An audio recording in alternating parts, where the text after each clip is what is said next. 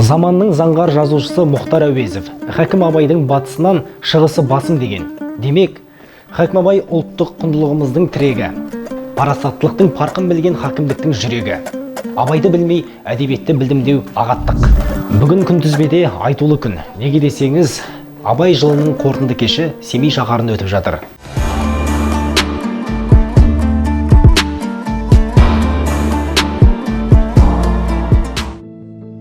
Жыл басынан бері Хәкім Абайдың мерейтойына орай 300-ден астам іс-шара өткізу жоспарланған болатын. Алайда, қалыптасқан эпидемиологиялық жағдайға байланысты олардың көпшілігі онлайн форматта өтті. Бүгін Семей қаласының Абай театрында ақынның 175 жылдық мерейтойы мерекелік концертпен аяқталды.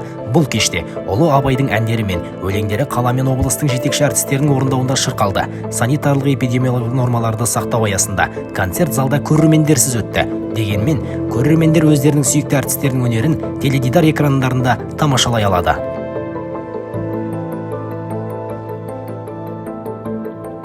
Құлақтан кіріп бойдалар, әсем ән мен тәтті күй, көңілге түрлі ой салар, әнді сүйсең, менше сүй деп Хәкім Абай өз заманда жырлаған.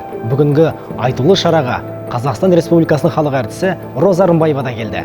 Өзіміздің жерлестеріміз, өзіміздің жергілікті жұлдыздарымыз Абай әндерін шебер орындап атқан ең бірінші жастар.